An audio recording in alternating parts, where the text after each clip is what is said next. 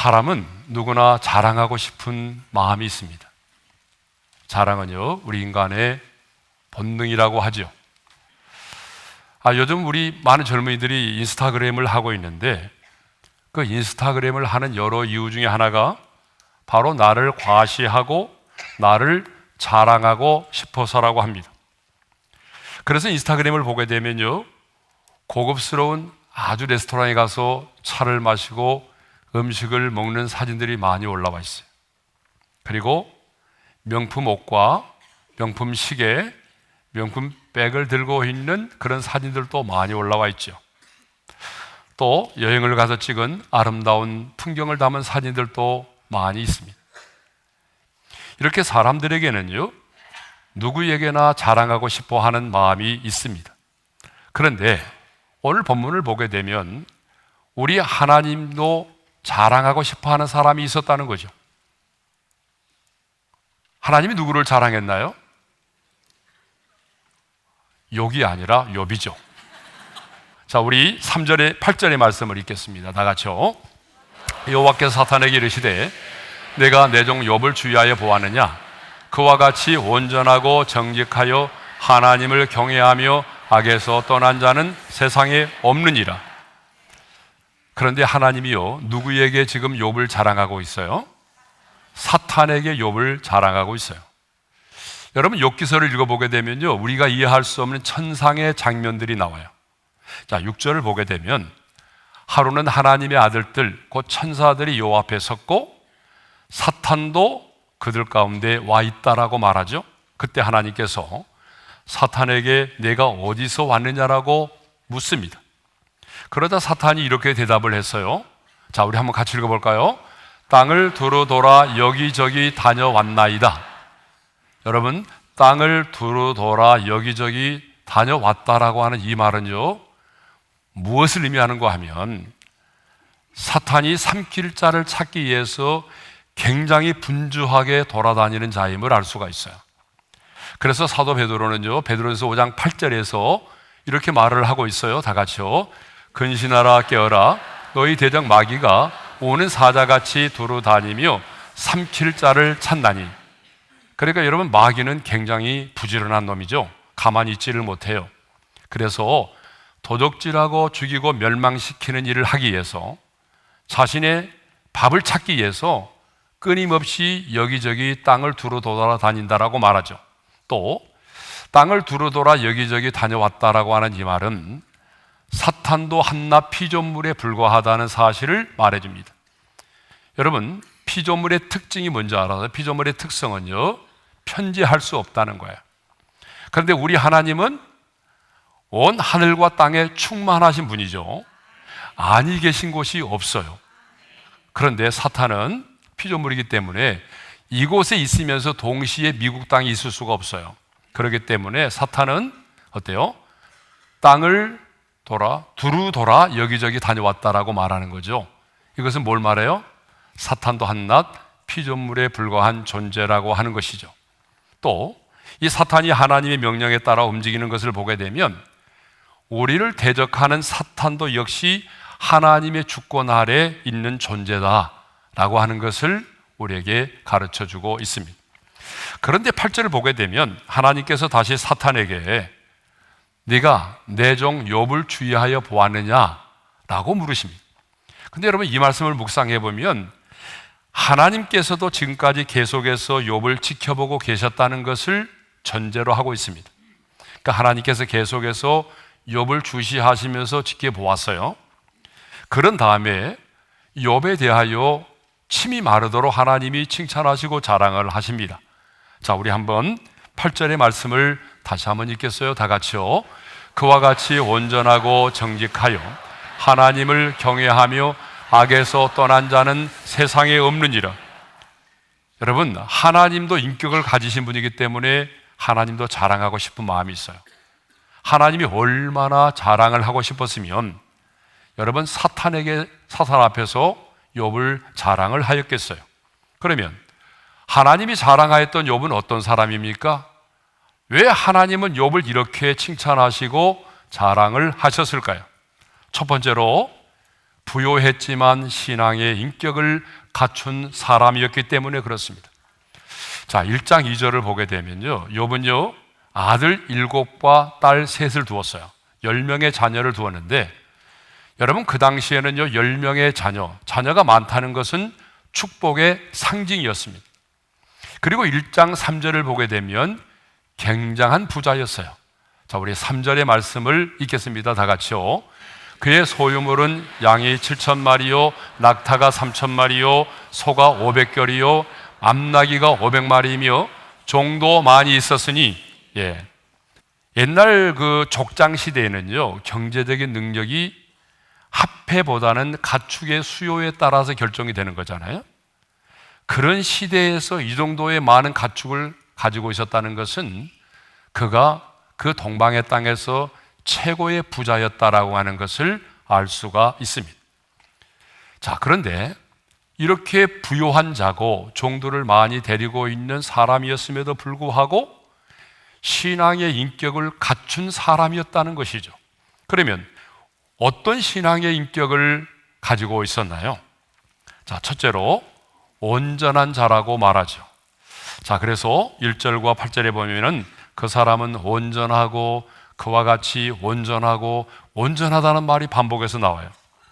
여러분, 욥은 부자였지만 온전한 자였다는 거죠. 여기 온전한 자라고 하는 말은 히브리어로 탐이라고 하는 말인데, 이 말은 어때요? 죄가 없는 사람이라는 말이 아니에요. 흠이 될 만한 것이 없었다라고 하는 말입니다. 그러니까 여러분, 욥도 완전 무결한 사람이 아닙니다. 그래서 사탄에게 시험을 받을 때에 자기의 생일을 저주했잖아요.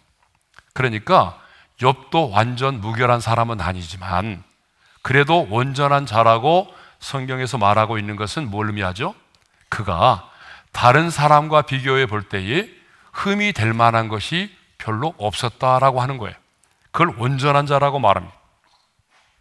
그래서 31장을 보게 되면요, 욥이 자기 자신을 막 변론하면서 여러 가지 얘기를 했는데, 그때 이런 말을 하죠. 자신의 종들을 불의하게 대하지 않았다라고 말해요. 자, 우리 말씀 13절과 14절의 말씀을 함께 읽겠습니다. 다 같이요. 만일 남종이나 여종이 나와 더불어 쟁론할 때에 내가 그의 권리를 저버렸다면 하나님이 일어나실 때에 내가 어떻게 하겠느냐? 하나님이 심판하실 때에 내가 무엇이라 대답하겠느냐? 여러분, 그 시대는요 인권의 개념이 없던 시대예요. 그러므로 노예 곧 종들은 짐승처럼 취급을 받던 시대입니다. 하지만 그런 시대임에도 불구하고 욥은 자기 집에 있는 종들을 어때요? 인간적으로 대했다는 것입니다. 짐승처럼 대하지 않았다는 거예요. 자, 두 번째로 그의 인격은 정직한 자였습니다. 자, 그래서 1절과 8절에 보게 되면 그 사람은 온전하여 정직하여라는 말이 있어요. 욥은 정직했습니다. 이 정직한 자라고 하는 말은 야사르라고 하는 말인데 곧다 바르다라고 하는 의미예요.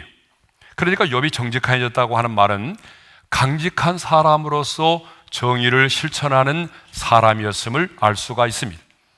그래서 31장을 보게 되면 욥이 뭐라고 말하냐면 자기 자신에 대해서 나의 이익을 위해서 거짓말을 하지 않았다, 그렇게 말을 해요. 자, 우리 한번 읽어볼까요? 다 같이요. 만일 내가 내 허위와 함께 동행하고 내 발이 속임수에 빨랐다면 하나님께서 나를 공평한 저울에 달아보시고 나의 온전함을 아시기를 원하노라. 내가 허위와 함께 거짓과 함께 동행하지 않았다. 그리고 뭐라고 말하죠? 내 발이 속임수에 빠르지 않았다.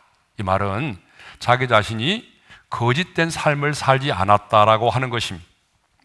여러분, 사업을 해보시는 분들은 아시겠지만 거짓말하지 않고 사업을 한다는 것 정말 어렵습니다. 여러분, 사업하시는 분 그렇죠? 아니, 이럴 때 아멘 하면 괜찮아요. 여러분, 사업을 하시는 분들 거짓말을 하지 않고 진실되게 사업한다는 게 얼마나 어렵습니까? 그런데 욥은요 거짓말을 하지 않았다라고 말해요. 정직하게 살아왔다는 거죠. 자, 세 번째로 하나님을 경외한 자였습니다. 자, 1절과 8절에 보니까 뭐라고 되냐 그러면 그 사람은 온전하고 정직하여, 그 다음 나오는 말이 뭐예요? 하나님을 경외하며. 2장 3절에도 보게 되면 이런 말씀이 있어요. 다 같이요. 그와 같이 온전하고 정직하여 하나님을 경외하며 악에서 떠난 자가 세상에 없느니라. 이렇게 반복해서 3번이나 하나님을 경외하는 자라고 말해요. 그러면 이 경외하다라고 하는 말은 무엇을 의미하죠? 이 경외하다라고 하는 말은 히브리어로 야레라는 단어인데 두려워하다, 존경하다라고 하는 의미입니다. 그러니까 이 경외라고 하는 말 속에는 2가지 의미가 복합적으로 들어있어요. 하나는 뭐예요? 두려워하다. 하나는 존경하다. 그러면 경외란 말을 한마디로 말하면 이렇게 말할 수 있어요. 공포심이 아닌 존경하는 마음에서 우러나오는 거룩한 두려움. 막 무서워서 두려워 떠는 것이 아니라 존경하는 마음에서 우러나오는 그런 거룩한 두려움을 경외라고 말합니다. 그런데 많은 사람들이 하나님을 경외한다는 것을 하나님 앞에서 두려워 떠는 것, 어떤 떨림 등과 같은 심리적인 상태로 이해를 하고 있어요. 그러나 하나님을 경외한다는 것은 내가 단순히 하나님을 막 무서워하고 두려워 떠는 그런 떨림과 같은 심리적인 상태만을 의미하지 않는다는 거예요. 성경을 보게 되면 하나님을 경외하라고 하는 말이 160번 이상이 나와요. 그런데 대부분 어떻게 사용되느냐 하면 하나님 앞에서 어떤 거룩한 떨림과 공포와 두려움이 아니라 내가 하나님의 사람으로서 어떻게 살아야 하는지에 대한 삶의 문제, 삶의 자세와 연결되어 있다는 거예요. 그래서 아브라함도 하나님을 경외했기 때문에 독자 이삭을 바치라는 하나님의 명령에 순종을 했고, 히브리 2:38 역시 하나님을 경외했기 때문에 애굽 왕 바로의 명령을 어기고 이스라엘의 남자 아이들을 죽이지 않고 살려주었던 것입니다. 자, 이렇게 하나님을 경외한다는 것은 우리가 생각하는 것처럼 어떤 하나님 앞에서의 무서움과 떨림과 두려움과 같은 그러한 심리적인 상태가 아닌 바로 우리의 삶의 문제, 행동과 직결되어 있다라고 하는 것을 알 수가 있습니다. 자, 4번째로는요, 악에서 떠난 자라고 되어 있어요. 자, 1절과 8절의 말씀을 읽겠습니다. 다 같이요. 그 사람은 온전하고 정직하여 하나님을 경외하며 악에서 떠난 자라. 여러분, 하나님을 경외하는 자는요, 악에서 떠난 삶을 살 수밖에 없습니다. 여러분, 왜 그럴까요? 하나님을 경외하는 자는 언제나 하나님을 의식하며 살 수밖에 없기 때문에 악에서 떠날 수밖에 없는 거예요. 왜 하나님이 여러분 이렇게 욥을 칭찬하셨을까요? 왜 하나님이 이렇게 욥을 자랑하셨을까요? 단순히 10명의 자녀들을 낳았기 때문입니까? 아니면은 이렇게 많은 물질의 부요함의 축복을 누리고 있기 때문입니까? 아니에요. 하나님이 이렇게 인정하고 하나님이 자랑하신 이유는 자녀가 많고 물질이 많기 때문이 아닙니다. 욥은요, 하나님을 알지 못하는 사람들이 살고 있는 동방의 우수라고 하는 땅에서 살았습니다. 그러니까 하나님을 알지 못하는 사람들의 틈바구니 속에서도, 그리고 당대의 최고 부자였음에도 불구하고 그는 온전하고 정직하고 하나님을 경외하며 악에서 떠난 자로 살았기 때문입니다. 여러분, 욥은 부자로서 부러울 것이 없는 그런 삶을 살았어요. 그런데 그럼에도 불구하고 경건한 자로 살았다는 거죠. 온전히 하나님을 의지하고 하나님을 경외하며 악에서 떠난 자로 살았습니다. 사실 여러분, 부자로서 살면서 믿음을 지키며 하나님을 경외하는 자로 산다는 것은 쉽지 않은 일이죠. 주변을 보게 되면요, 그래서 고난 가운데 넘어지는 사람보다는 부요하기 때문에 넘어지는 사람이 훨씬 많습니다. 제가 35년 목회하면서 보니까 고난 때문에 넘어지는 사람은 많지 않아요. 그런데 자신의 생활의 부요함 때문에, 생활이 안정되기 때문에 하나님을 떠나고 여러분 실족한 사람들은 더 많습니다. 그래서 예수님도 이런 말씀을 하셨어요. 다 같이요. 낙타가 바늘기로 들어가는 것이 부자가 하나님 나라에 들어가는 것보다 쉬우리라. 그러니까 부자는 그만큼 믿음 지키기가 어렵다는 거예요. 부자가 마음이 가난하게 된다는 게 쉽지 않아요. 사람들은 출세하고 성공하면 마음이 달라지잖아요. 그런데 욥은 그러지 않았다는 거죠. 그래서 3절을 보게 되면 이런 말이 있어요. 다 같이요. 이 사람은 동방 사람 중에 가장 훌륭한 자다. 여러분, 동방 사람 중에 가장 훌륭한 자라고 하는 말은 그 지역의 사람들에게, 그 동방시대 그 지역의 사람들에게 가장 존경받는 그런 명예로운 인물이었다는 거예요. 여러분, 이거 대단하죠? 욥은 이렇게 사람들과의 수평적인 관계, 사람들과의 관계인 수평적인 관계에서도 온전하고 정직했어요. 그래서 사람들에게도 존경을 받는 그런 훌륭한 인물이었다는 거예요. 그런데 수평적인 관계만이 아니라 수직적인 관계, 하나님과 나와의 관계 속에서도 하나님을 경외하고 악에서 떠난 자로 살아서 하나님께로부터 인정과 칭찬을 받았다는 것입니다. 여러분, 이게 참 중요합니다. 어떤 사람은요, 사람들과의 관계의 수평적인 관계는 너무 좋은데 이 수직적인 관계가 병들어 있는 사람들이 너무나 많아요. 또 어떤 사람은 하나님과의 관계는 좋은데 사람들과의 수평적인 관계가 문제가 많은 사람들이 있어요. 여러분, 그러잖아요? 딱 보니까 벌써 몇 사람 생각나죠? 예? 우리가 그럴 때가 얼마나 많아요. 그런데 욥은 그러지 않았어요. 수평적인 관계도 수직적인 관계도 참 신앙의 균형 잡힌 인격을 갖추고 있었던 그런 사람이었습니다. 그러니까 하나님이 사탄 앞에서 그와 같이 온전하고 정직하여 하나님을 경외하며 악에서 떠난 자는 세상에 없느니라, 이런 표현을 썼잖아요. 자, 두 번째로 하나님이 욥을 칭찬하고 자랑했던 또 하나의 이유가 뭐냐면 가정에서의 제사장으로 살았기 때문에 그렇습니다. 욥은요, 자녀들의 경건에 대해서도 온 힘을 쏟았던 사람입니다. 4절을 보게 되면 아들들 중에 생일을 맞이하면 10명의 자녀들이요, 한 사람의 이탈도 없이 다 모여서 잔치를 베풀며 생일 잔치를 했어요. 출가한 네 딸들도 다 초청을 했어요.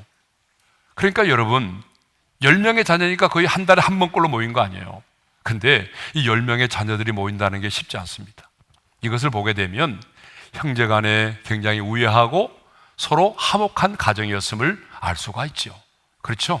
예. 그런데 4절을 보게 되면 이제 욥은 자녀들이 생일 잔치가 끝나고 나면은 아침에 일어나서 자녀들의 명수대로 번제를 드렸다는 거야. 자, 우리 5절의 말씀을 읽겠습니다. 다 같이요. 아침에 일어나서 그들의 명수대로 번제를 드렸으니 이는 욥이 말하기를 혹시 내 아들들이 죄를 범하여 마음으로 하나님을 욕되게 하지 않았을까 함이라. 자, 왜 욥은 생일 잔치가 끝나면 아침에 일어나서 자녀들의 명수대로 번제를 드렸을까요? 그것은 내 자녀들이 생일 잔치 하는 동안에 죄를 범하여 마음으로 하나님을 욕되게 하지 않았을까? 여러분, 잔치를 하다 보게 되면 흐트러질 수가 있잖아요. 음식도 먹게 되고 술도 마시게 되고 그러면 부지불식간에 하나님을 원망한다든지, 여러분, 부지불식간에 하나님을 욕되게 하는 말을 할 수가 있단 말이죠. 예? 그래서 욥은 어떻게 했어요? 혹시 그들이 마음으로 하나님을 욕되게 하지 않았을까 해서 번제를 드렸다는 거죠.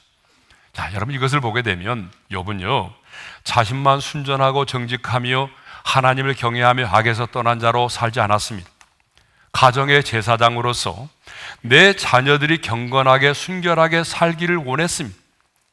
욥은요, 내 자녀들이 이 땅에서 부자로 살아가기보다는 믿음 안에서 살기를 원했고 서로 우애하고 화목하며 살기를 원했습니다. 내 자녀들이 세상에서 성공해서 권력을 가지고 떵떵거리며 살기보다는 정말 하나님 앞에서 순결하고 경건한 자로 살기를 원했습니다. 그런데 여러분, 이런 아버지를 보신 적이 있나요?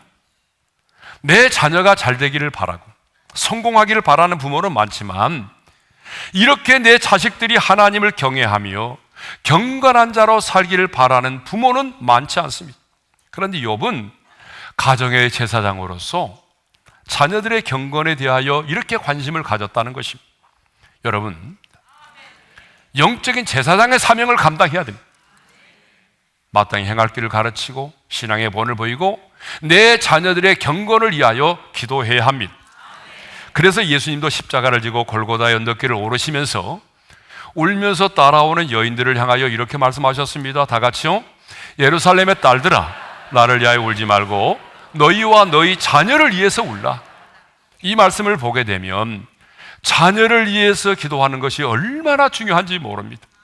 그러므로 여러분, 이제부터라도 내 자녀가 잘 되는 것 좋지요. 그렇지만 내 자녀의 잘됨과 성공만을 위해서 기도하지 말고 나와 내 자녀의 경건과 순결을 위해서, 혹시 내 자식이 내가 없을 때 내가 보지 않는 가운데서 술 먹고 술주정 부리면서 하나님을 욕되게 하지 않았을까, 이런 마음을 가지고 자녀들을 위해서 회개하고 자녀들의 경건을 위해서 기도하는 그런 영적인 부모가 되시기를 바랍니다.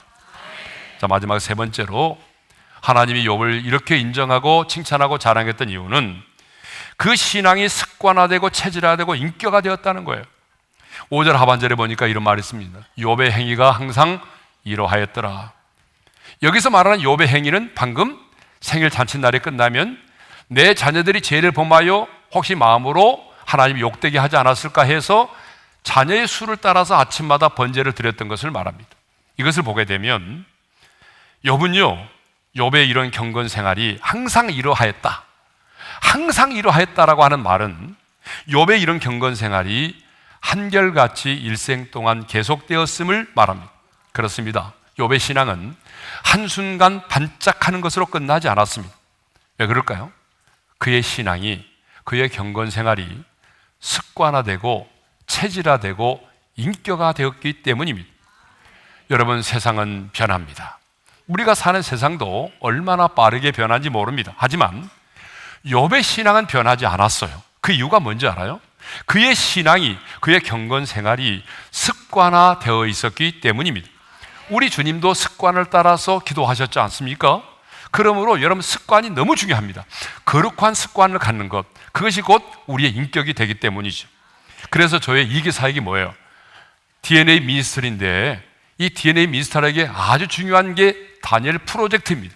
이 다니엘 프로젝트가 뭐냐 그러면, 다니엘이 가지고 있는 거룩한 DNA를 21일 동안의 학습과 훈련을 통해서 거룩한 생활 습관으로 바꾸어서 이 시대의 다니엘과 같은 사람으로 세우는 것입니다. 이것이 바로 저의 이기사역이에요. 예? 사랑하는 성도 여러분, 하나님은 욥을 칭찬하셨고 사탄 앞에서 자랑하셨습니다. 왜 하나님이 욥을 이렇게 칭찬하시고 자랑하셨을까요? 정리하겠습니다. 믿지 않는 자들의 틈바구니 속에 살면서도, 당대의 최고 부자였으면서도 그는 온전하고 정직하고 하나님을 경외하며 악에서 떠난 자로 살았기 때문입니다. 두 번째 이유가 뭐였어요? 가정의 영적인 제사장으로서 자녀들의 잘됨과 성공만을 추구하지 아니하고 자녀들의 경건을 위해서 생일잔치가 끝나면 아침에 자녀들의 명수대로 번제를 드렸기 때문입니다. 세 번째는 욥의 행사가 항상 이러하였다라고 하는 말씀처럼 욥의 신앙이 습관화, 체질화, 인격화 되었기 때문입니다. 우리 하나님은 오늘 또 이렇게 욥을 자랑하고 싶어 했던 것처럼 하나님의 사람 한 사람을 자랑하고 싶어 하십니다.